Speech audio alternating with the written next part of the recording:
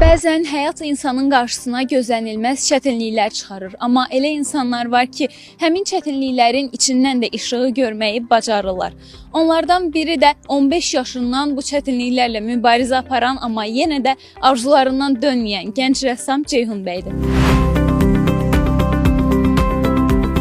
Oturaq həyata məcbur qalandan sonra o həyatdan küsmədi. Əksinə fırçanı əlində silaha çevirdi. 22 yaşında yenidən təhsil yolunu seçərək Əzim Əzimzadə adına rəssamlıq kollecinə qəbul oldu. O təkcə öyrənməklə kifayətlənmədi. Tələbələr yetişdirməyə də başladı.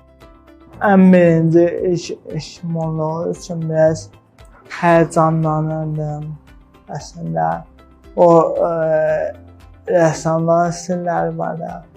Onları bilmirdim necəyim, yəni biraz içimdə qorxu var idi.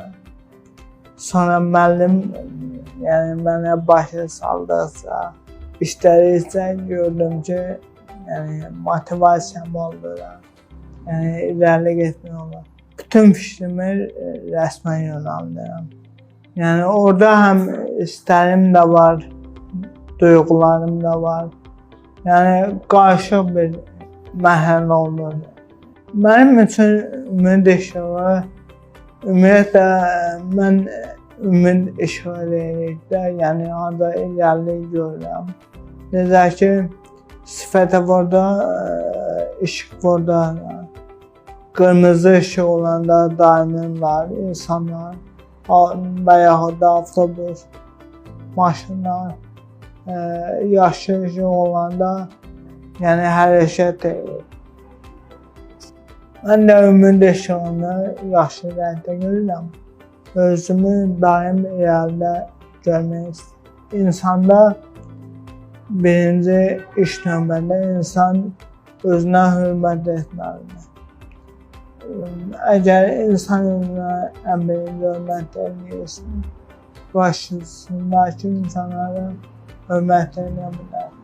Həmçinin özündə inam, iradə olar qabağa getmək üçün.